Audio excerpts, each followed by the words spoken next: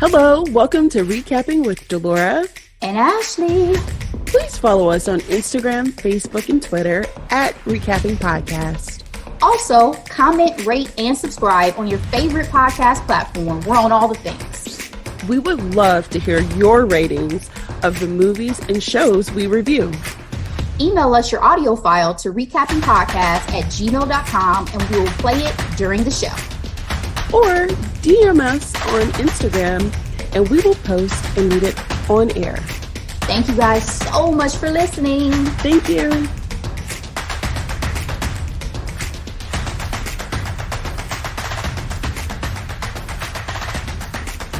Delora. Ashley. Girl, how are you? Girl, how's your week going? Anything new? Girl, a lot of things are going on, but I'm not going to go into great detail, but a lot. How about you? Man, you know what? I can't say there's a lot new, but this has been a super productive week for me, especially work-wise. So I am in a very good mood today, and I am fantastic. Hopefully I don't drink more wine than usual just because I'm in such a good mood. Celebration. Try not to get sloppy for our listeners, okay? Delora, I just told you before we hopped on that I wanted to talk about vacations because, girl, I think now that people getting their COVID shots and feeling good and stuff's reopening, yes, I'm seeing a lot of travel photos on these internets, and I am feeling some type of way. I am so jealous. I'm seeing Napa back, girl. I mean, like to the 1,000th degree now. Yes. It's like I'm seeing trips to Napa Valley. I'm seeing trips to Hawaii that I really want to go back to. That. Yes. Like, Delora, can I go? Like, I'm ready to take a trip. I've been eyeing these all-inclusives to the Bahamas. I'm ready. Ashley, you're in a coastal state. What are you talking about? It doesn't matter though. I still want to be on somebody else's beach. I still want to go to somebody else's winery. Noted. It's like, yes, I live in Florida. I know that I have the luxury of going to the beach, but it ain't the same as the beaches of Hawaii. Is there any place that you're fantasizing about visiting? Honestly, surprisingly, today I was thinking about how I cannot wait to go back to France. And I really want to go to Italy as well. Yes. And of course, I still haven't been to Hawaii, so I'd love to go there. So how about you? I mean, again, Bahamas is high on my list right now just because I was watching HGTV a lot while we've been quarantined. I'm sorry, you did say that. Forgive me for having that brain fart. No, it's okay. It's just my Bahamas life was a show that I got so into. And I was like, hold on, that's just a hop, skip, and a jump from Florida. Where have I been? You know? So it just looks so enticing. But Italy internationally was on my 2020 list. And then obviously everything happened. So I'm with you, girl. But get your Emily and Paris back on and go on back to France. And Bahamas is amazing. Just don't have those people braid your hair. Okay. But you know, I'm funny about my hair anyway. Hardly anybody gets to touch these locks. Okay. But I just wanted to chat about that. Guys, feel free to tell us your ideal destination once you're able to get back out there and travel. Cause the itis is something. Okay. We have 2 listener feedback reviews from Apple Podcasts that I wanted to read off that we got in the last couple of weeks. So the first one from Cashy J, Delora. Huge fan of this podcast. Very entertaining, and I love how they give respect to the actors of each show they recap by listing off the cast members. I thoroughly enjoy and sometimes find myself chiming in on the discussion. Keep up the great work. Yay. Thank you so much for that review. Thank you so much for listening. We greatly appreciate you. Absolutely. And the second one, the header for this is IMDb meets Rotten Tomatoes meets The Talk. And this is from At Work Al. Come through, At Work Al. Delora and Ashley offer such an informed and culturally relevant take on the topics, movies, and shows we are all talking about. Their chemistry and energy make for an entertaining show every time. Listen. We love you guys. Thank you so much for the feedback and keep it coming. Please do. We are checking these numbers. We appreciate all the support weekly. We've seen some spikes every now and again too. So please tell your mama, tell your sister, tell your daddy, tell your everybody. Best friend. Yes. To listen to Recapping with Delora and Ashley. Okay, we love you guys. Appreciate it. Absolutely. So just wanted to knock out those two. And Delora, we have some things to talk about this week, honey. Yes, ma'am. So let's go ahead and get into it. So first, some quick headlines. Ya boo, Reggae Jean Page has announced his exit from Bridgerton. Say it, is it so, Delora? The Duke of Hastings will not return for season 2. Netflix and Shondaland announced it last Friday. Are you okay? How you doing? Girl, the way I gasped. Okay. Girl, I was like, what? Because, okay, logically speaking, okay, yes, the Duke is not featured, prominently in all the following books because, it's each Bridgerton sibling and their love life. But he's the reason why that show is the number one show on Netflix, okay? Yeah. And we said this in our recap. Please listen to Bridgerton Part 1, Part 2, available on your favorite podcast platform. He put the other Bridgerton's brothers to shame, as far as I'm concerned. It's a huge gamble at this point to not have someone who rose to that level of a star be in season 2. I understand that does not fall in line with the books, but when I saw this, I was like, first of all, I don't think I would have announced it. I think I would have let everybody think he was going to be in season 2, and then You know how many people said they're falling off because he's not there? So that's what I'm saying. Yes. Like, I would have let fans. No, I'm saying I would have let fans discover it for themselves versus me announcing it. Like, I like how the lady whistled down Society Papers, how they are staying in line with that, with the announcement. But no, let people discover he's not in season 2 instead of making it a big thing. Because then you're guaranteeing. The I don't even know how many O's I put in my. No! A lot. But I mean, the last thing I was going to say, apparently book 2 of this Bridgerton series is one of the most beloved romance books ever. Yes. With Anthony? Yes. Oh, so, okay. Obviously, this show has a strong following because of the readers of the books and all that. So we'll see. I mean, I have faith in the showrunner, Chris. He's going to write a good show. I hope the chemistry's there. Yeah. I mean, I have no doubt the show will continue to be good. Like Anthony. I mean, I just hope to like him because he did nothing for me. No, he did nothing for me either. Again, it's a gamble. So we're going to see if it pays off. So our second quick headline, Tiger crash cause. Last week, Delora mentioned the fact that due to privacy laws, they had determined the cause but couldn't release it. Well, Tiger waived his right to privacy, authorized release of the report. Speed was the cause, Delora. He was driving approximately 87 in a 45 mile per hour zone. And It seemed like he inadvertently had hit the accelerator instead of the brake when he hit something and started to crash. So, it's definitely scary. And I know they were saying, he's fortunate he even survived this. I mean, girl. But his career is still on the line over the type of injuries he has. For sure. The fact that, his health is undecided, unclear at this point. We don't really have any updates, but I keep hearing he's in good spirits. He's trying to do what he can do.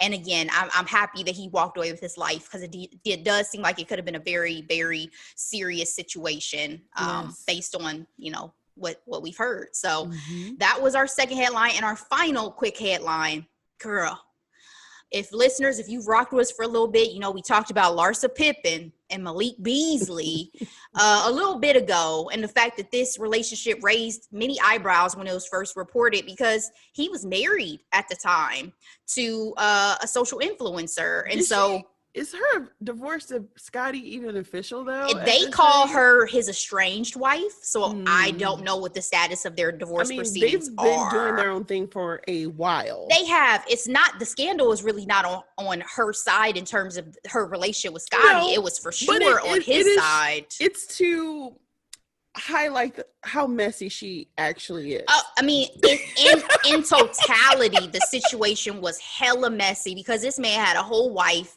has a 2-year-old Who was son. blindsided. Yeah, has a 2-year-old son. She subsequently filed for divorce. But Delora, it's only been 4 months that they were together. Do you think it was worth it on either side of the coin? Absolutely not. I would agree. That's all I have to say on no shenanigans. Let's move into our actual hot topics of the week, girl, starting with the SAG Awards. It aired Sunday as a 1-hour pre-taped virtual ceremony on TBS and TNT. I have to be honest with our listener. It was pre-taped because they did a lot of editing. They left a lot, they said, on the cutting room floor, and they liked it this way. They said usually our award show is the shortest anyway, and this year's going to be real short. But I have to be honest with you and our listeners. I didn't watch it, but I have subsequently gone back and heard the winners and looked at some fashion. So I did not either, actually, because I don't have cable. I'm right, a millennial in TBS that way. and TNT, right? I'm sure many of you guys can relate. I'm forced to have cable. That's another story. So let's talk about these winners. This is the first time likely in SAG history that the 4 top individual film honors were awarded to people of color. All deserved, though. Absolutely. Best Motion Picture Ensemble was The Trial of Chicago 7. Best Male Actor in a Leading Role Motion Picture, the Chadwick Boseman for Ma Rainey's Black Bottom, of course. Best Female Actor in a Leading Role Motion Picture, Viola Davis for Ma Rainey's Black Bottom. So happy. The second Black woman to win this category, Halle Berry, was the other. Of course. Best Ensemble in a Drama Series, The Crown. Best Male Actor in a Drama Series, Jason Bateman for Ozark. I was rooting for you, Ray J. Best Female Actor. Jean. Best Female Actor in a Drama Series, Gillian Anderson, The Crown. Deserved. Best Female Actor in a Supporting Role Motion Picture, Yoo Jung-yoon, Minari. Best Male Actor in a Supporting Role Motion Picture, Daniel Kaluuya, Judas and the Black Messiah. Best Ensemble in a Comedy Series, Schitt's Creek. Yes. Best Female Actor in a Comedy Series, Catherine O'Hara, Schitt's Creek. Love. Best Male Actor in a Comedy Series, Jason Sudeikis, Ted Lasso. I should go back just to see his acceptance speech. I just need to see if he did better. I just need to know.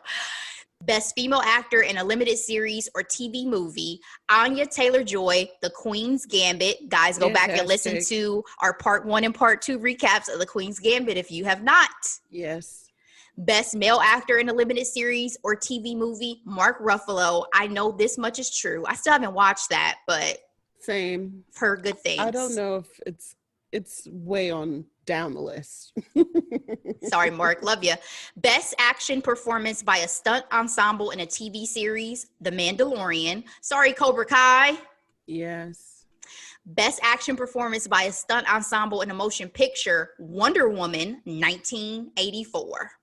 So those are just rounding out the list of the winners.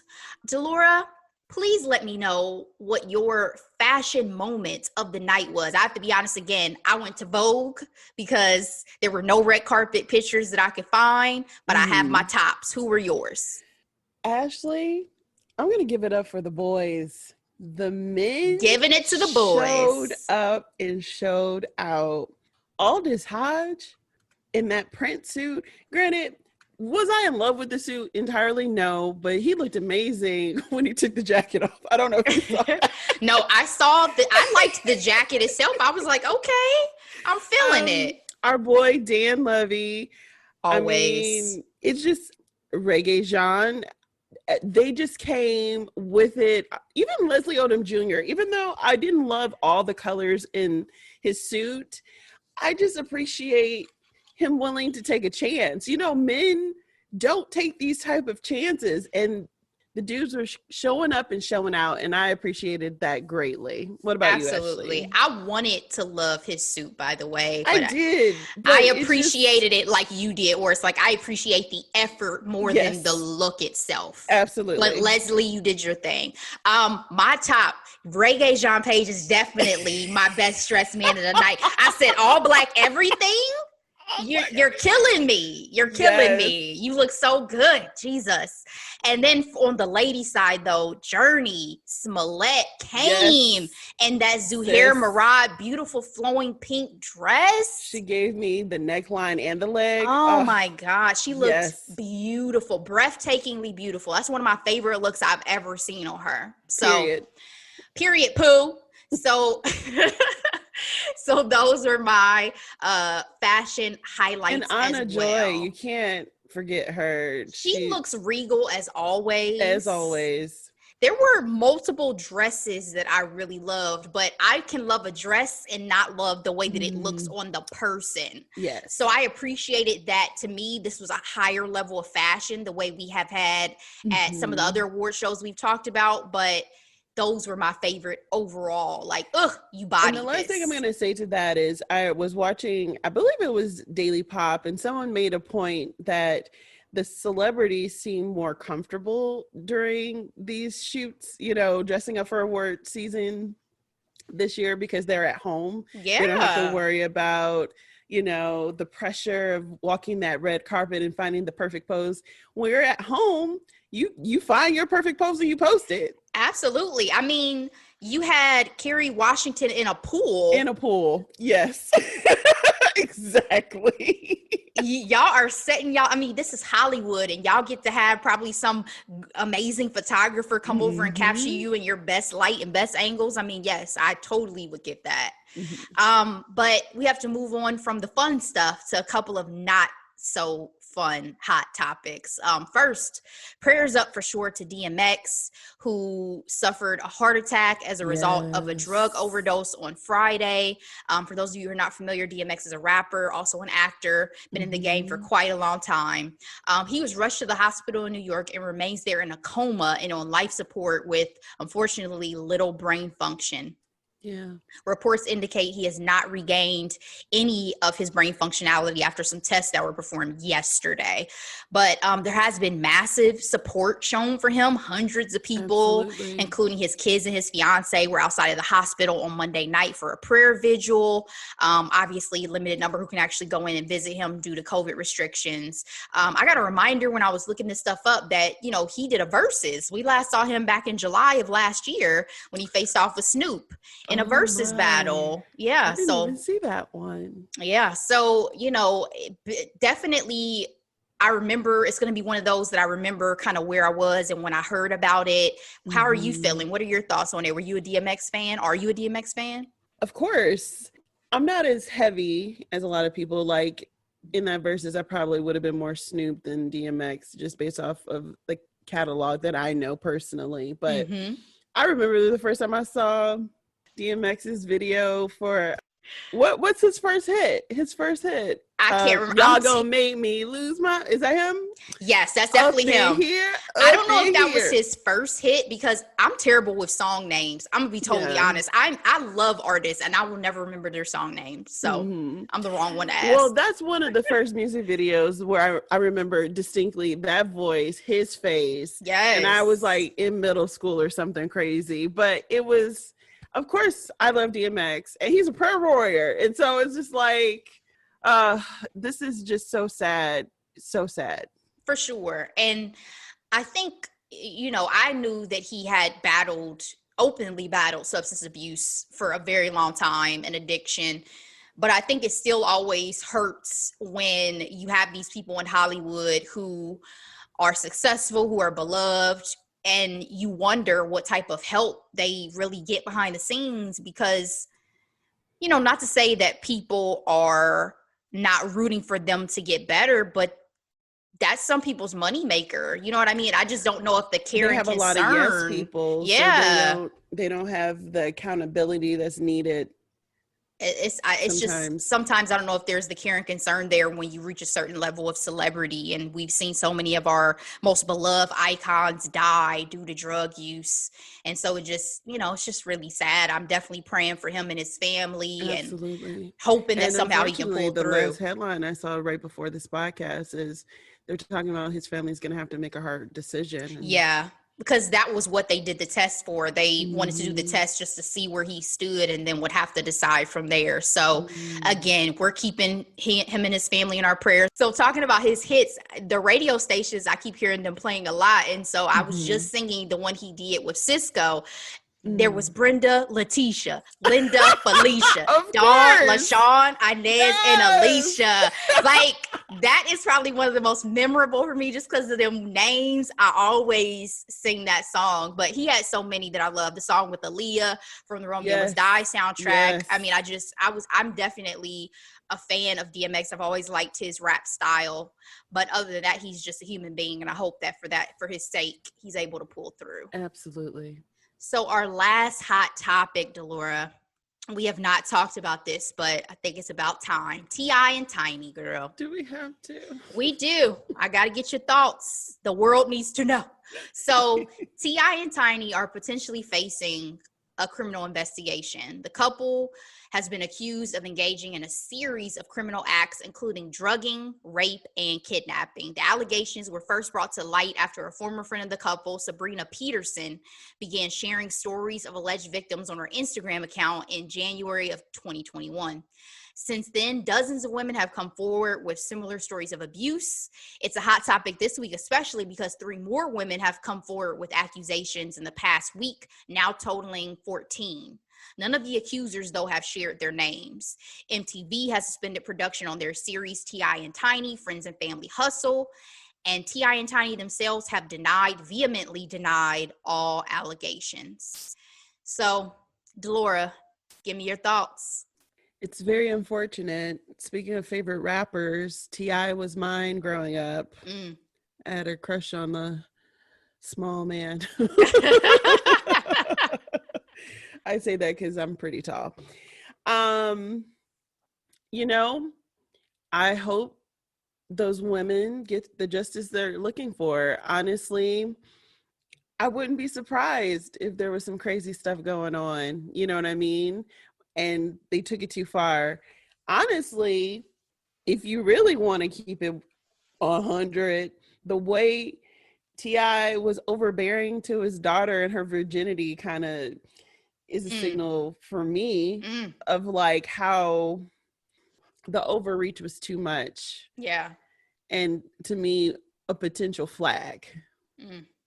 So what about you?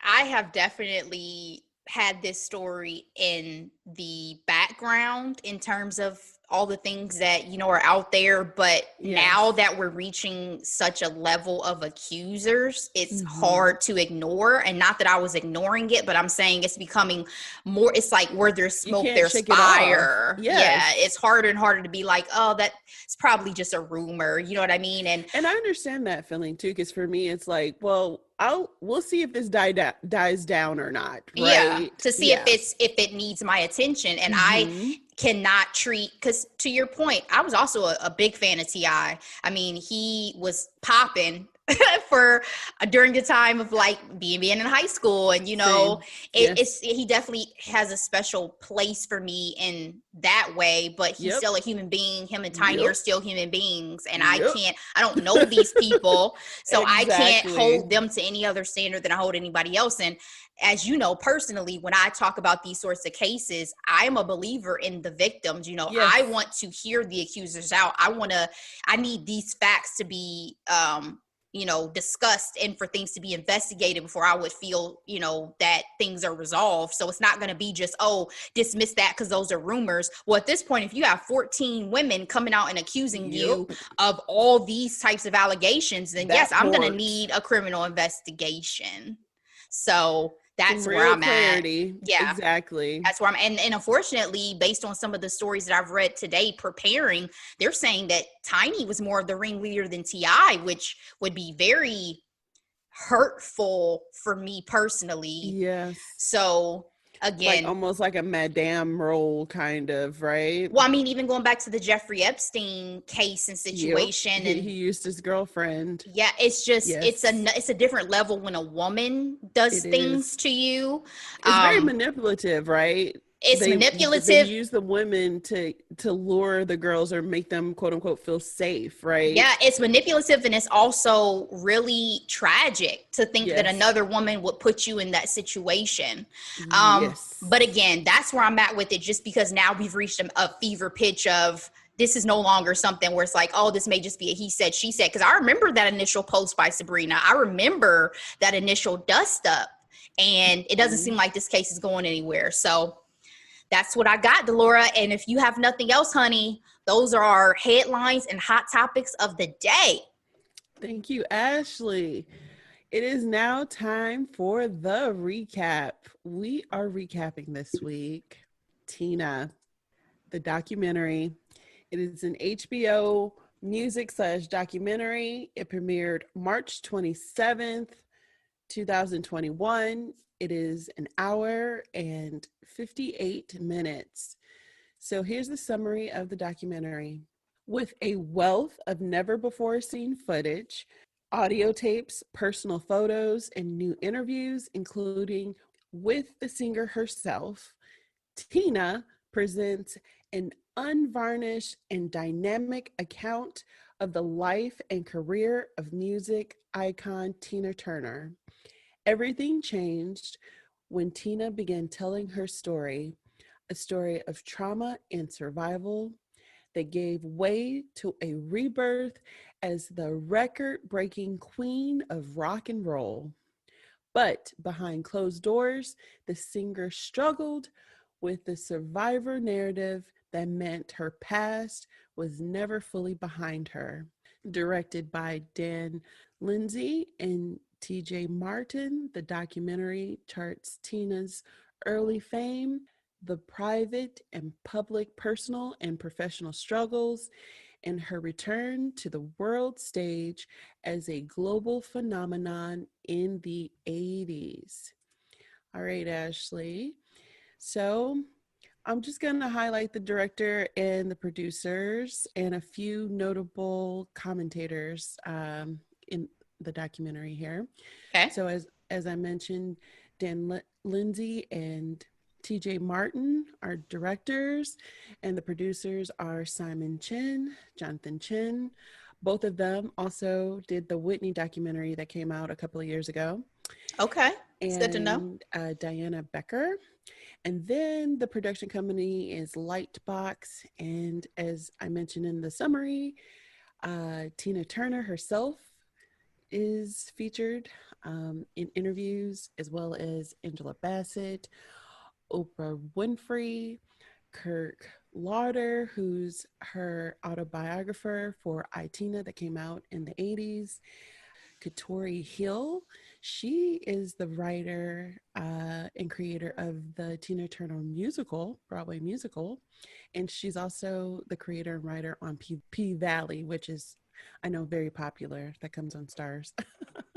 And they also interview her husband, Erwin Bach. All right, Ashley, this film is getting a lot of love. So Rotten Tomatoes has 92% from critics, Yes, 94% from audience, and Google users give it 94%. wow. What's your grade, Ashley, on this documentary? And this grade is absolutely an A. I loved this so much. I had to write my thoughts down. I said, Yes. I said, to give this living legend her flowers while she can still smell them and potentially introduce her to a new generation was beyond satisfying for me. It was a beautiful reminder, even for me, of my appreciation of her artistry. Absolutely. A lot of the info, especially about her early years, were brand new for me. And I loved knowing more about her. I love the way that they set this up in 5 acts. I love that it was almost a love letter from her husband and from all of her fans, just to say, we respect you, we appreciate you, and we will always love you. And for that, this got an A for me. Fantastic. Well, Ashley, this film gets an A for me as well. Whoop, I whoop. love me some Tina Turner. So random note about myself. I attended Bowling Green State University, which is surprisingly one of the top pop culture colleges in the country. They have a pop culture major. Wow. And so guess who took electives? I did. And I remember being in college writing reports on boy bands and Tina Turner. Wow. So I wrote a whole paper about it. Actually, this is how far back I love Tina, right? My husband, who was just my friend because we were both RAs together, was there when I was writing my report on Ike and Tina Turner. Dave's like, I remember you writing that paper. Like, oh my God.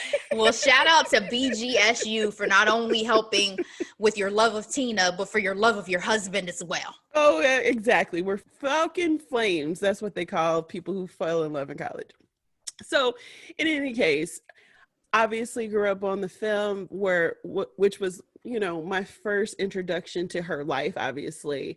But then, I mean, honestly, all of the songs immediately came rushing in from You're Simply the Best. Absolutely. Which is my favorite. Simply the Best is my favorite. I love her old stuff. River Deep, Mountain High. Like, so anyway. I just feel like I try not to dwell on the Ike and Tina songs because I feel like she wouldn't want me to, I guess. I don't know how else to put that. I feel you. Yeah. But again, in my pop culture class, I learned about Phil Spector and his wall of sound, which was big for that time. So yeah, and didn't get the love it deserved, right? It did not, no. Yeah. So part 1 and part 2, Ike and Tina and family. All right, Ashley. Part of the reason why I love this documentary so much is because you really got some amazing, never before seen type of pictures and videos. I was so impressed with that. Yes. So the film starts off talking about her 1981 People magazine article where she first documented her story with Ike. It was so unlike me, my life. It was not a good life. Like the way she was so detached from her life in that way was just very heartbreaking. And go ahead. Well, I was just thinking, I have no idea what it's like to have had to deal with domestic abuse and then move forward with your life. One would think she may have had to do that as not only a defense mechanism, but also maybe she reached a point where she was like, I don't know how I ever put up with that shit. You know what I mean? Exactly. Like, who was I? Yeah, who was that person? Yes. Can I also say, too, when this started, my first thought was the legs. Okay?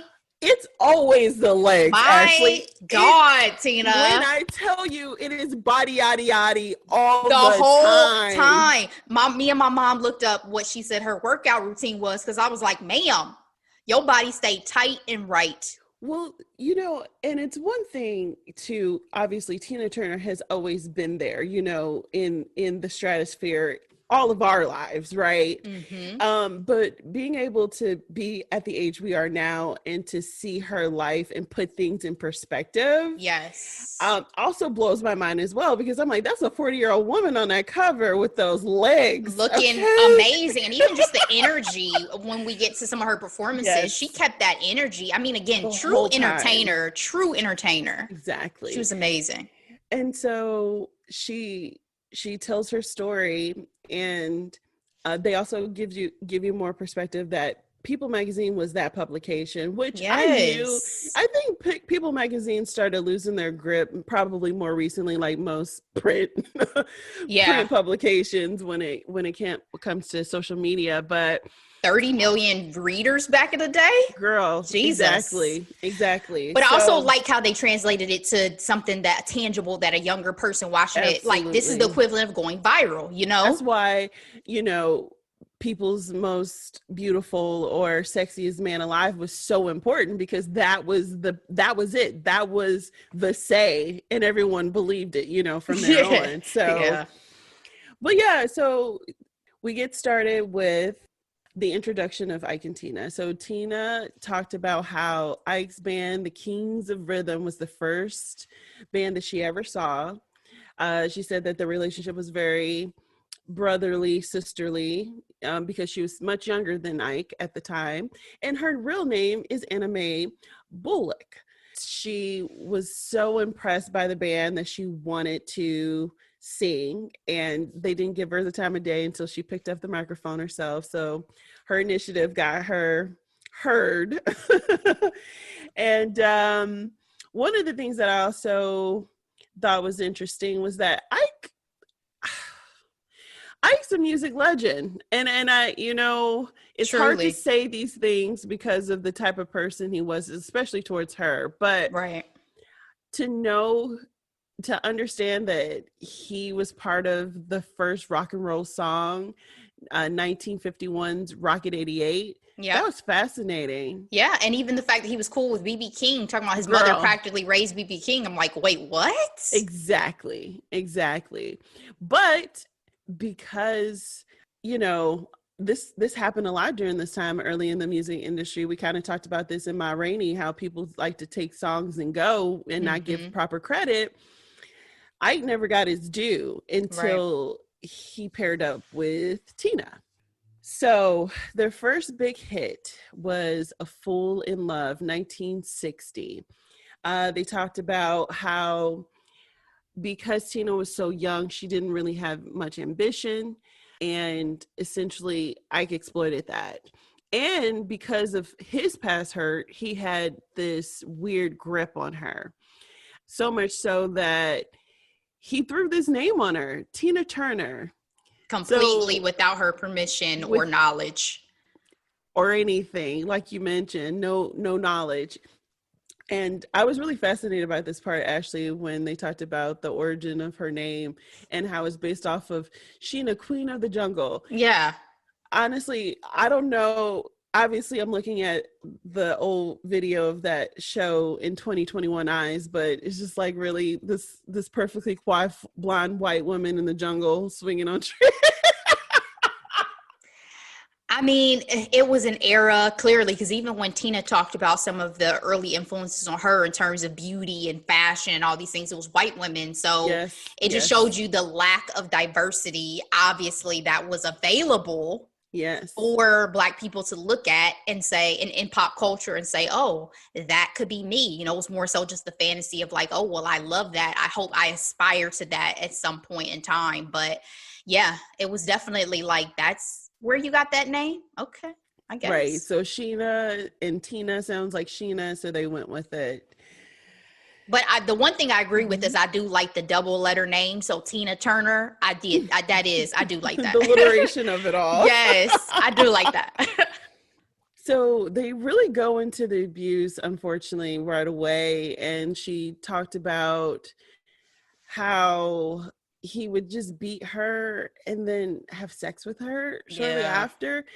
And so to me, while I was hearing this, I immediately thought, oh my goodness, this is spousal rape, For sure. Because unfortunately, a trigger warning, I'm so sorry. I should have said that before, but we found that rape is more so about dominance and not about any type of the sex itself. And I'm like, I don't even want to imagine the mind fuckery of all that. You know what I mean? And having to be available for him. She was pregnant when it first started. I mean, that's another level. So you don't care for her and you have no care for the life of your unborn child. And then he would also make her go out and perform. So not only are you beating her, spousally raping her, you're also forcing her out on stage and then claiming that it's her fault that you're beating her. So then you're gaslighting her. Like, it just had to have been, I think I put in my notes that it had to have been so scary to see that switch, because she talked about how early on it was that familial love. It was like somebody that you could trust, nothing would ever happen. So to see that switch once you guys get married and to see that ugliness and to have him be the one who abuses you, it had to be horrific. You know what I mean? Horrific. Because it's somebody that you initially had complete trust and faith in. Yes. Someone you looked up to. She was idolized him. Exactly. Idolized him. Exactly.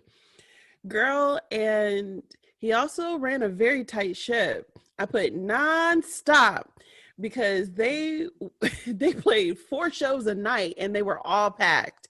And so much so, if any of his musicians, blew a note, they had to pay $10. And in the late 50s, 60s, $10 was a lot of money. Oh, absolutely. And then they would say he would make her continue to sing like on the bus in between gigs. Like, ma'am. She didn't even know what song was popping up next. To me, that was insane. But she's like, in a way, it was training.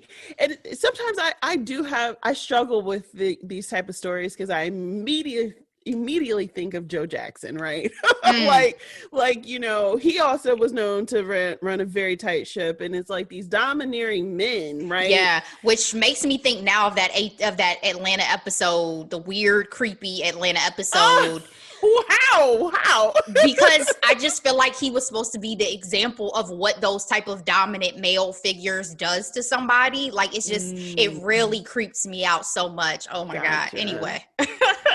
So they were getting a lot of work. They were doing a lot of shows. But one of the things that I thought was interesting was that, Ike was the one creating the songs and managing them and things like that. But he had a sound to him, right?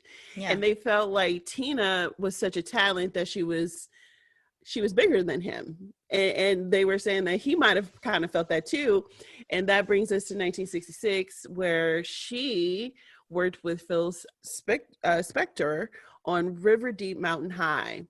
Phil had to pay Ike to leave the studio so he can work with her. Mind you, he was the, Timbaland of his day. Yeah, he was the top pop producer, as Kurt Loder says in his interview. Exactly. And as you mentioned, Ashley, it did not do anything in the United States. I think it has more weight now, but in terms of hitting the billboards in 1966, it didn't do it. One could say that was just purely due to racism, though, to a certain extent, because the way they said it, like you can't, Black artists weren't able to be a lot of different genres or to be put in a lot of different genres and find success. So because it didn't fit in the mold of R&B, then it couldn't go number one on the R&B charts. You know what I mean? Didn't mean the song was bad. It means that they didn't know how to market it to make it successful. And that was one of the things that I did appreciate, that interview that Ike was talking about, that exact same thing. I thought that was fascinating. All right. So part 2, the family. So during all this hard working, they have 4 boys at home, Ashley. Yeah. So 2 of them, Ike and Michael, were Ike's kids with his first wife, Lorraine. Craig, who is Tina's son with a saxophonist, and then Ronnie, which is the son that they had together, and they all lived in LA together, and Tina was their mother. I wonder what the Lorraine story was. I didn't get a chance to get any information on that, but it's like those boys they called Tina their mom, what I mean? I didn't dig into that either, but I thought that was interesting. And also Craig being adopted by Ike, like, so his dad didn't want to raise him either. You know what I mean? They didn't really elaborate on why the family came to be how it was, but I'll say the neglect of the kids, even by Ike and Tina, unfortunately, really hurt me. Yes, because I was going to get to that. 8 months on the road, 3 months back. That's no time. Yeah. She missed a lot. Yeah. But then at the same time, they're working their butts off to keep that house and to get food on the table. So, and at the end of the day, the way we are receiving info, Tina had no choice, right? It was not up to her. Yes. And one of the things that was so fascinating, and I think we kind of knew this, but she talked about how she didn't have any friends and that she was on an allowance. Ashley, I was like, can you believe working your butt off and just only being on an allowance? She is Tina freaking Turner. And it's also her oldest son, Craig, committed suicide in 2018. So I think that's what makes this section a little bit more palpable, because the weight of it is different. Yep. So to hear about these traumatic events that happened when they were children and stuff just makes you wonder how much of that played into later things that happened in his life. But definitely from Tina's perspective, heartbreaking. Yeah. And so to your point, an old interview where Craig is talking about seeing some of the encounters with Ike and Tina, and Ike threw hot coffee on her. 3rd-degree burns. Her. And then, the fact that he heard all the beating on the other side of the door, and all his mom could say, it's okay, baby, it's okay. Ugh. And then he only apologized for the burns, but not actually throwing the coffee. Like, again, Too the much. mind fuck of it all. It's like too much to bear. Hugh Grant's character in The Undoing, like, they're insane. Go back and catch that recap if y'all have not listened to it. His definitely takes a special type of person somehow to, and I find it both understandable and also infuriating that we get this perspective that, oh, but he had his own demons, he had his own flaws. But that does not justify the cruelty and torture that you put Tina through. I understand that she has to find her forgiveness, but I was pissed girl, watching this. It was unnerving. So one of the questions that was posed in this documentary was, why did she stay? And they go further back into her childhood. Ashley, her parents were sharecroppers in Nutbush, Tennessee, and they had an abusive relationship. Yeah. And one day her mom left, and then her dad, and they stayed with a cousin, and her parents never came back. They had no support. That was mind-blowing. That is something I had no knowledge of prior to watching this. That was mind-blowing. And so it makes so much sense that, again, she met Ike when she was like in her teens, still in high 17. school. She talked about how when she finally was working with him, she would dress like a woman at night and then wear her schoolgirl clothes in the day. So it makes sense that she probably gravitated towards this man and puts too much trust in him, because he was in some ways taking care of her, right? But yeah, he was like put up with his bullshit. Yeah. If you didn't feel loved by your parents, which we've talked about this in previous podcasts, your parents are the foundation of your life that leave a lasting impact on you forever. Yes, absolutely. And it got so bad, Ashley, that she attempted to kill herself. She said that she had a bottle of sleeping pills, and one day she decided to take them, and she still showed up to rehearsal, and then she lost consciousness, and then they were able to regain her. But that interview, that clip of Ike talking about why did she do it was disgusting, Ashley. I think I could have hated him less if he'd ever admitted or expressed remorse for what he did. He tried to blame her suicide on his womanizing and her essentially trying to please him, not on the fact that you were beating her ass on the regular. Exactly. What are you talking about? Girl, but I'm so happy that she found religion, she found her confidence, and she found her voice.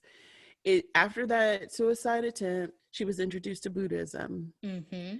And through chanting, she was able to mentally liberate herself to where she was vibing on a different frequency. Okay, Ashley? Yeah. She said, I stopped caring what Ike thought about me. I stopped caring about any of that. I was receiving. Okay. I was receiving what the universe had to offer me. That was so important.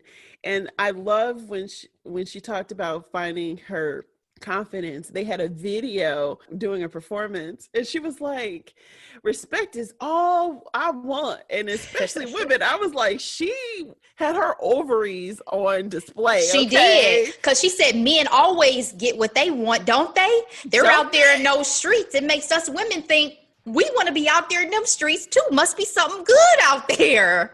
Oh, I loved it. I loved it.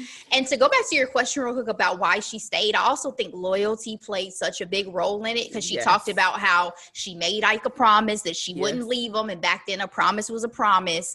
And I think that mentality harmed her so much. I love loyalty. I think that is a staple of a great human being. There's too many people in the world. Absolutely. But in this case, when this man is doing you such harm, that's when I give you your grace, baby. You go ahead and leave. Exactly. You have to reserve loyalty to people who deserve it. Absolutely. So Ashley, she got sick and tired of being sick and tired. So this epic scene when she leaves Ike is also featured in the fantastic movie What Love Got to Do with It. In the car on the way to the airport, he offered her melted chocolate and all she said was and he hit her. Yep. Showed the level that they had gotten to where he just hauled off for absolutely no reason. I mean, you had people say that as well, that, and it was the drug use, right? That he was using drugs heavily at the time, all of that. But yeah, I mean, it had definitely reached a point where it seemed like he would find any reason to be physically abusive towards her. And I just don't know. I don't want to speculate. I don't know what would have happened to Tina if she hadn't have found the strength to leave, you know, and I don't want to even really think about it. No, me either. But she had time that day and she fought back and he didn't even know what to do with it. The music, the score that was chosen for that scene, I felt liberated. I felt it. Absolutely. Again, this documentary is definitely a beautiful film. She mentioned that she went to the Ramada Inn. She only had a mobile card and 36 cents to her. And she had a promise to the manager and said, hey, if you give me this room, I promise to pay you back. And she said the next day was the 4th of July. I thought that was powerful. Absolutely. Independence Day is the day that she got her freedom. Woo! No money, no car, no house. I'm going to start calling Independence Day Tina Turner Day. Amen. That's better. Much. You know, we only recognize Juneteenth at this point. Yep. But she was able to keep her name. So now that takes us to part 3, the comeback. Ashley, in that divorce, as I mentioned, she had nothing but her name and all the bills, apparently. Right. Because she was responsible for taking care of these kids. So she was working cabaret shows in Las Vegas. So you have a 40-something-year-old performer, you know, doing any job that she can, including TV, like Hollywood Squares or the variety shows with Cher. First of all, can we talk about the epicness of just seeing Cher and Tina Turner on the same stage wearing their skimpy clothes? Yeah. I'm sorry, wearing their Bob Mackie clothes, okay? Like, legendary, okay? Legendary. I just could not imagine what it would have been like to see Tina Turner in Vegas back in the day, you know? Wow. And she was doing a bunch of covers, but one thing that I loved about this part, Ashley, this woman had a dream, and her dream was clear. So she met up with her manager, Roger Davies, and his first question to her was, what do you want? I want to take a moment really quick and talk about how it is imperative, if you want anything in life, to know exactly what it is you want. And I say that because I have been in situations where I'm like, but I don't know what I want. But it's like, when you know what you want and you know it with a level of clarity like she did, she said, I want to be the first Black rock and roll singer to pack football stadiums. Yes. When we talk about how specific this is, it is so necessary to have specifics, okay? And I bring this up because this is going to be valid later on. I just appreciate how she was just sure of herself what she wanted. Mm-hmm. And again, at that point, she was considered washed up, and she had the shadow of Ike haunting her everywhere she went. Delora, can you imagine being asked repeatedly about your abuser publicly? Girl. That hurt me just watching. Every time. I felt like I'm getting PTSD from every single interview. Where's Ike? How's Ike? Ike. Ike. If y'all only knew. So rude and uncomfortable. But again, they didn't know. These places ask the same questions all the time. And they didn't know at that point yet. They didn't know. So. And they didn't. Well, her and her manager managed to get her band together. They were unclear on the image at the point because, again, she was doing cabaret shows. So she was lingering on to how people knew her in the Ike and Turner review. So she changed her hair. She got rid of the Bob Mackie clothes. She went for the short dress. The thing that had me cracking up was talking about her band wearing black karate suits. I know. And they all get to wear different colored belts. Like, okay. But she, like, to your point earlier, she had such a specific vision, and she was like, oh, it looked a little raggedy, but rock and roll is a little raggedy. You know what Exactly. And girl, her manager was able to get her a deal, but of course the record company had new management. Ooh, child. Girl, I have what in capital letters with exclamation points and question marks following. Okay, so the guy who signed her was really upset because he didn't want the new management to drop her because he believed in her. And they talk about how one of the execs said the following: "You're the one who signed the old nigger douchebag." And the fact that the guy was like, yeah, I did, and I'm really happy about it, that's the part where I was also feeling some kind of way too. It's like, where's the real allyship here? I know he eventually went on his knees and had to stare down and beg to keep her on the record label, but how about we not refer to her as an old nigger douchebag? It makes me wish that she had more options at the time, because I don't feel like they deserve, if that's the case, if you're racist and you're blatantly racist and you're saying things like this, you didn't deserve Tina Turner at Capitol Records. Period. Fuck y'all. Period. Like, it just makes me so upset because, you know, all of this type of behavior is coming to light today, but this has been going on for a very long time. Absolutely. And this was, again, blatantly said to an employee at the time about this artist. So the fact that Tina goes on to become, as we know her, the Tina Turner, as a solo artist, y'all didn't deserve her based off of this conversation. And it really makes me glad that artists today have much more license and flexibility to do what they need to do and to go off and do their own thing. Hopefully. Well, to the extent of the fact that technology is improving the chances that they can do things outside of the big record label mentality that was always your only option before. The big machine. Exactly. Okay. Yeah.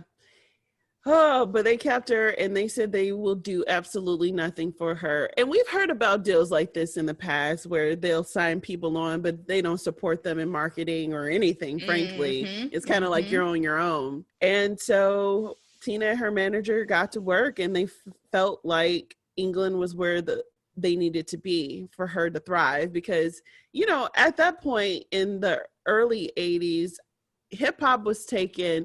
I mean, rock was pretty strong, don't get me wrong, but not her type of rock was thriving. So they went to Europe because Europe loves Tina. So she felt like she was able to make this move because her kids were in their 20s. She didn't have any friends in America because if she did, they were all tied to her ex, Ike. Right.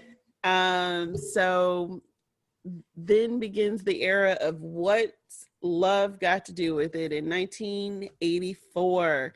One of the things that I loved about this was that she hated the song originally. Right. And I also love the fact that it was a cover and I had no idea because like the man who wrote the song, this is Tina Turner's song. Absolutely. That's like most people do not know that I Will Always Love You is a cover for Whitney Houston because Dolly Parton wrote that song. It is Whitney Houston's song to everyone besides Dolly, who's getting them checks and is like, thank you, boo. Wait, appreciate she gives Whitney you credit all the time. And honestly, Dolly has always been a songwriter, but I think the real good checks started coming in after that song. No, absolutely. Yes. Everybody forgets the Bodyguard soundtrack broke records at the time in terms of a soundtrack of a film. I mean, it was still legendary, undeniable. So yeah, legendary. Absolutely had no idea that was a cover. When I heard the original, I was like, oh, that's so 80s pop, right? I get why it didn't move you. Exactly. But I'm glad. I mean, that's your song, girl. So and I have in my notes at this section, sweet success. What's love got to do with it? Oh, girl, 20 million sold. It won record of the year at the Grammys. She was on the cover of Rolling Stone. They toured the world, 230 shows in 18 months. And they had the audience of 15 to 60 years old of age. Yeah. Like, it is just, this was so phenomenal. And it took her 2 weeks to record it. The album itself is called Private Dancer, of course. That cover? Yes. Girl, everything. everything. But don't call it a comeback, y'all, because she said in her mind it was her debut. It was. And I appreciate her saying that because I can see that. This was her first time being solo by herself. This was her coming out. The only thing that makes me upset is she got cut off because had she been able to do these things younger, her career would have been longer. That is my only issue. But I get it. It is destiny. It is what it is. It's life. She's not upset about it, so I'm gonna let it go. Yeah, that's true. And she had to be ready for that. She had to have that confidence in herself and in her voice. And she wasn't there yet. But honestly, by her having the success in her 40s is so much sweeter because it proves that you don't have to do everything in your 20s. For sure. I just wonder what music she would have made if she had been able to be solo back. You know what I mean? It's the music and the artistry that I wonder about. Like, girl, what would you have been doing and talking about? She was that bitch in the 80s, Ashley. She clearly was. She was the Tina Turner, which, by the way, I'm going to be Tina Turner for Halloween one year very soon off of this documentary. All I need is my wig. Exactly. All I need is my wig. That's all I need. I'm gonna be posted. I'm gonna post on the recap in IG because I'm telling y'all, I'm doing Tina Turner. Okay. Love it.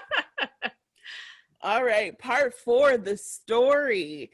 So at this point, she has immense success. She's in a Mad Max movie. Looking amazing. Okay.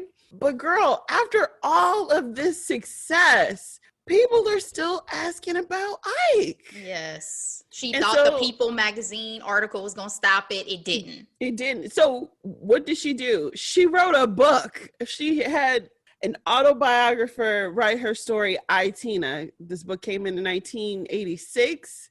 One of the things that she kept saying throughout this documentary, especially during this time, she kept talking about this ridiculously embarrassing story of my life. Like, she's embarrassed by this story, Ashley. Because again, I think she reached a point. I mean, I keep saying this, but she is Tina Turner. And for anybody who's younger who doesn't understand, that's like me, like you saying Beyonce was once in an abusive relationship. Like, It just doesn't jive with the idea, I think, of who she became, even for herself. Like, I'm happy now. I'm living such a vibrant, full life. I can't imagine that was something that I went through.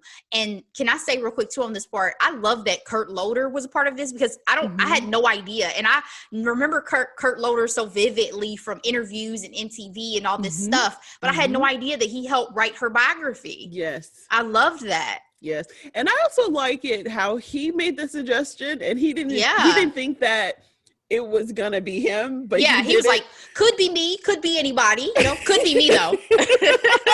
But sometimes, to me, it's a lesson in if you have a suggestion, you might be the one to do it and not wait for someone else to do it. But also, you need to be prepared to be the one to do it. Some people throw something out there and they're like, wait, no, not me. No, if you suggested this, be prepared for this blessing.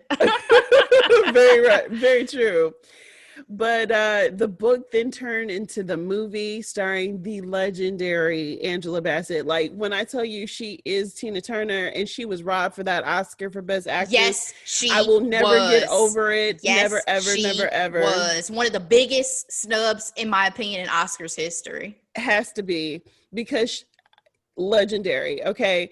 But one of the things that I did enjoy in this commentary, someone mentioned that Tina's story was bigger than her at this point, right? And that's what made her an icon, that put her in that icon status, because she became a beacon of hope for so many people. But Tina still was not having it at that Venice Film Festival.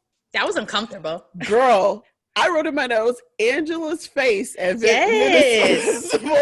She was like, no, I did not watch the film. Why would I want to watch it? I don't want to keep getting reminded of this. And I was like, what is Angela thinking right now? How is she feeling? Because this is something that is catapulting your career. But one can fully understand, obviously. But something I found interesting is you can tell that artists are groomed, especially with interviews, because the way that Tina Turner speaks is the way that so many of those women in that era spoke in interviews. I'm like, it's just such a cadence in the way that they, say certain things. I don't know if anybody else picked up on that, but that's some media training right there. But she also kept it 1,000. She did. She was completely honest. But it's just like a curse. You can tell that there's a training that goes into the way that those artists in that era were groomed. That's my point. Not that she was not 100% still herself. No. But I only say that because sometimes the media training, they teach you to either dodge or just not even deflect. Exactly. Not even give the true answer. She gave her true answer. She's like, I'm not watching it. This is it's like a curse. Yeah. And even I wrote the book so I could forget about this, but it keeps coming up. Exactly. And one of the memorable behind the scene interviews that we saw, when they asked her that question again, and she was like, I got a flash, and sister pulled out that fan and fanned herself. I was like, now that's a diva. Okay. She said, so we're going to talk about this? Okay. Somebody get me a fan. I just had a flash. For real, like, I can't imagine it. And I just feel like to be as poised as she was throughout all of this, she always still maintained her integrity. She never got upset. She never got angry. It had to be eating away at her every single time, though. So my hats off to her for handling it so well, you know? Exactly. And Oprah's quote was super important to me at this point. She said, if you don't address wounds of your past, you will always bleed. Yeah. And then the film, the way it was arranged, I thought was beautifully done, because it talks about her relationship with her mother. Yeah. Which was ugly. Take notes, Lee Daniels. This is how you structure a story. I'm just saying. That's no shade, but I'm just saying. Take my breath like once an episode. I swear. Goodness gracious, Ashley. Oh my gosh. So Tina pretty much said that her mom doesn't like her, Ashley, and that her mom seems to like her success, but not actually her. Oh my goodness. Hurt me deeply. And even that interview with her mom was kind of gross to me, when the guy was like, what are you most proud of? And all she could talk about was her climbing a ladder. And I guess she's trying to point out that she was fearless. What did you think about that? She sounded like a stranger who was finding something, grasping at straws to find something to say. I watched this with my mom. My mom was like, she doesn't know her at all. Because your mother should have an anecdote or two.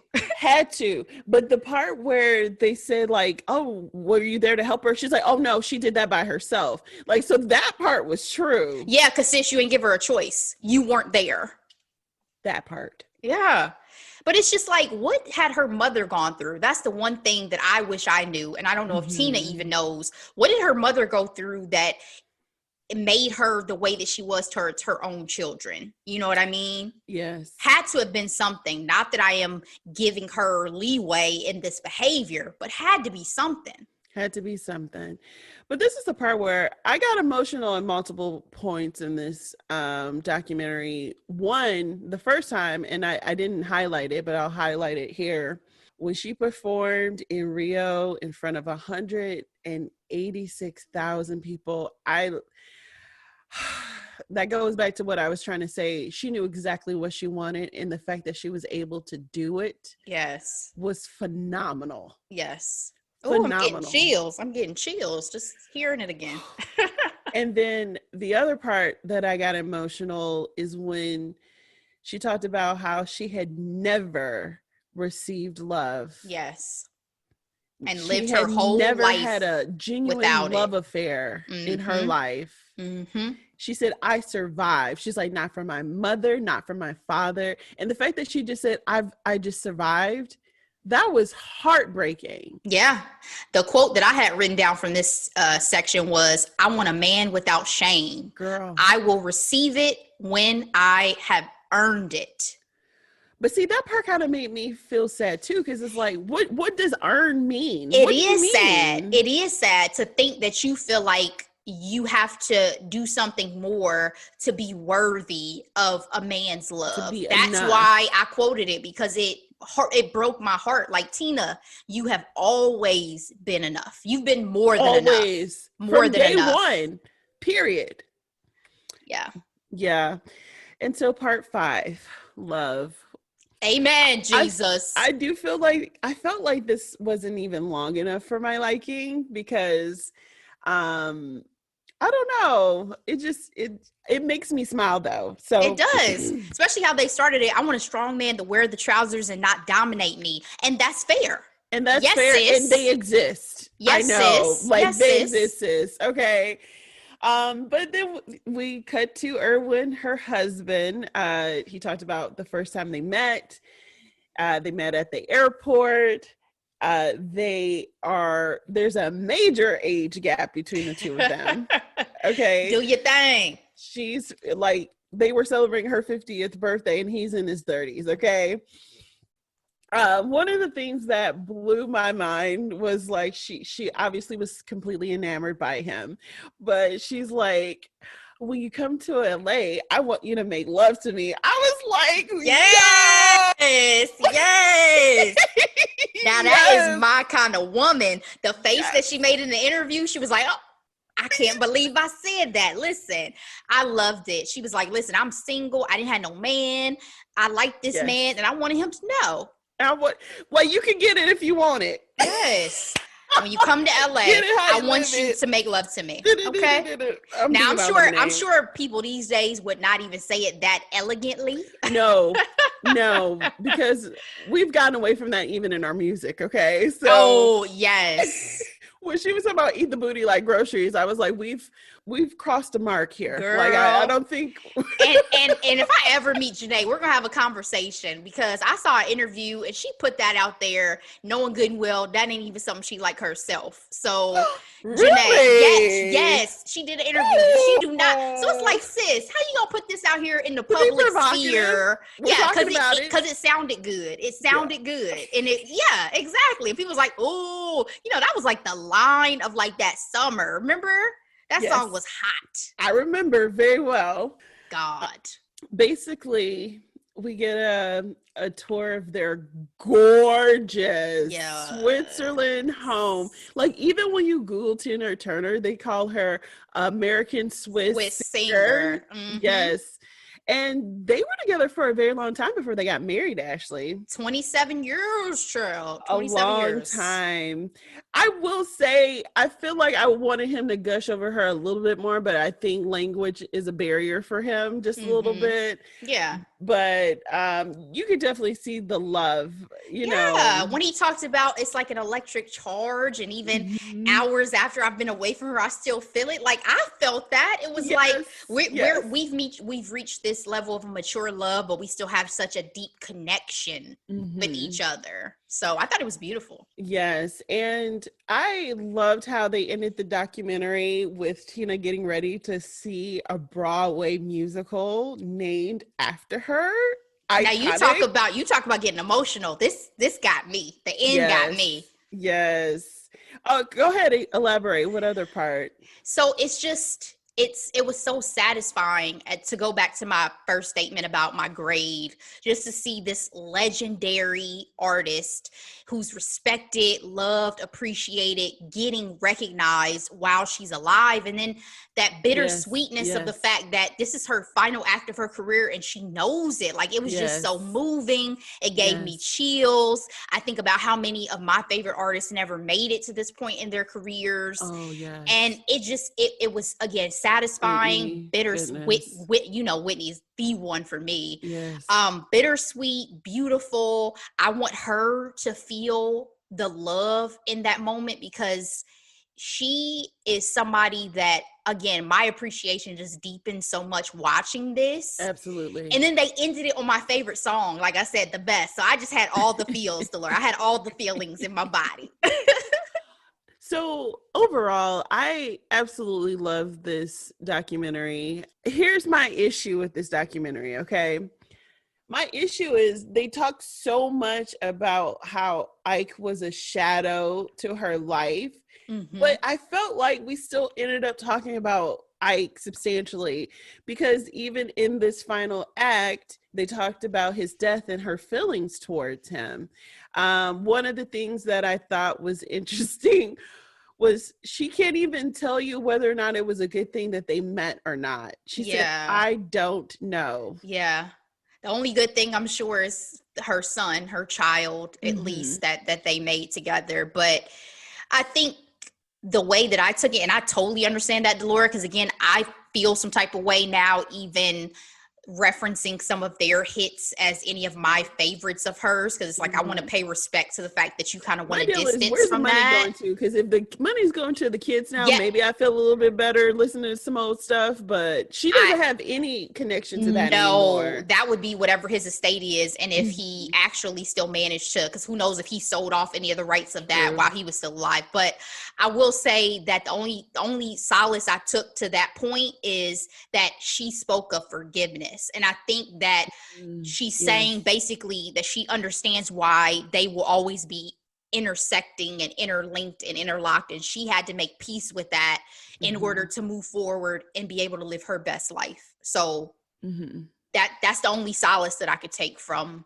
him being having to be such a big part of her story. Well said.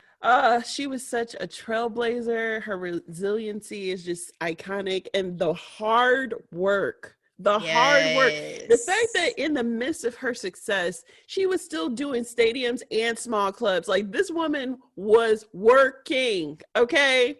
You see where the Beyoncés and some of the artists today who everybody says, oh my God, their work ethic, like that was the norm. That was the norm. The norm of our living legends. It was. And that was my other caveat. I'm glad that you put that in there too. I wish there was a section of appreciation of Tina by her peers. Okay, so I wish there was like a Mick Jagger or a Rob Stewart or even a Quincy Jones to say something. And then I wish there was also younger artists. So I'm talking like a Janet or a Madonna or a Gaga or a Beyonce. Who talked about her influence. Yeah, I really wish there was a section that talked an appreciation section, but also, like you mentioned, talk about her influence in their artistry as well. Maybe that can be some type of subsequent, again, I think this was a love letter to Tina herself. Absolutely. Yes. So in that regard, I completely respect it as the full body of work that they gave us. I hope that the Beyoncés and those who do watch this are like, hey, I think we should do a follow-up and we talk about how we feel about Tina and XYZ. I think that would be a beautiful addition to this story for sure. But like you mentioned, that's very true, because the interviews they had, the pictures they had, phenomenal. I've never seen them before. I'm sure no one's ever seen them before, but any final thoughts for you, Ashley? I'm glad we recapped this, Delora.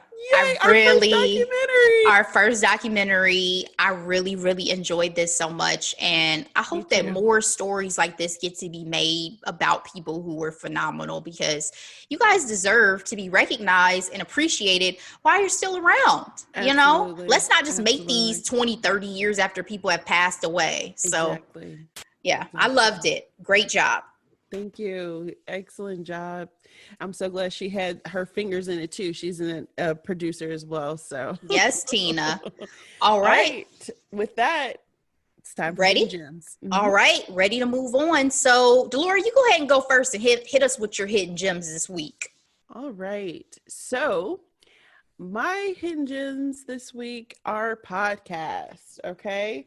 So my first hidden gem is Brown Ambition podcast. I love this podcast so much. I've been listening to them for a very long time. If you love financial literacy or, personal finance, this is a podcast for you.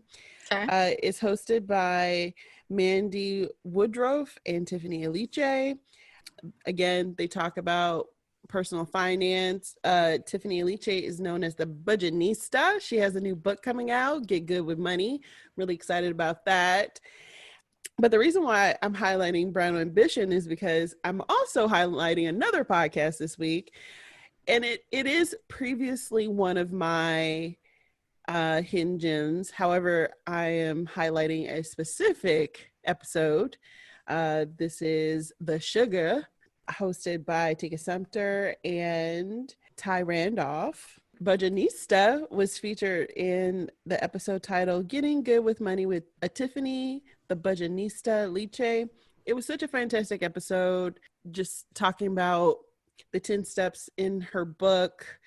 And she's a really great storyteller, Tiffany. And I love the energy of the host of The Sugar. So check that out on your favorite podcast platforms. What about you, Ashley? What are Very nice. Well, I just have one this week.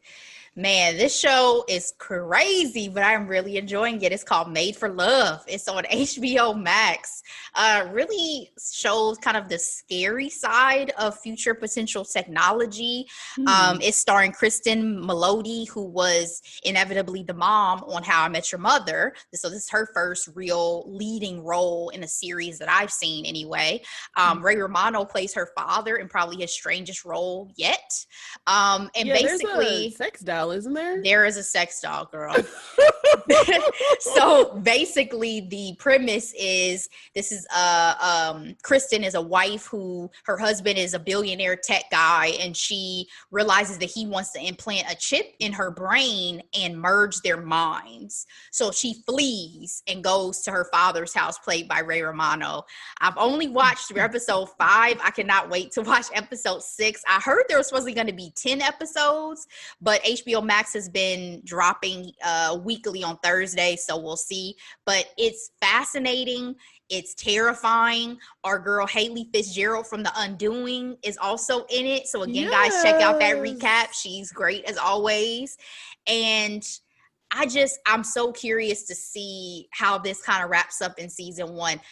I guess I should call it sci-fi because it's technology, but it's also very realistic in the era we live in now, where I feel like somebody is really working on some shit like this. Is it funny? So it's funny, but it's like kooky funny. You know what I mean? Like it's strange. There's a lot of strange things going on. So it's the premise. It's everything. If you guys like something that's a little different, a little bit out there, check this show out and let us know what you think. Again, that's Made for Love on HBO Max. So that is my hidden gem for this week, Delora. All right. Thank you, Ashley. Of course. Oh my goodness. So we're about to be at episode 25 next week, guys. Really? Episode 25. Exciting. I do not know what we're recapping yet, but we will definitely, as always, let you guys know on social. A lot of good stuff is coming out. Yeah, there's some things on the horizon. So check us out at Recapping Podcast on all your favorite, platforms on social media, particularly Instagram, to see what we'll be doing next. Delora, anything else you want to say or share with our listeners before we get out of here? Nope. Love you, girl. Love you too, guys. As always, be blessed. Take care. Love Bye. you. Bye.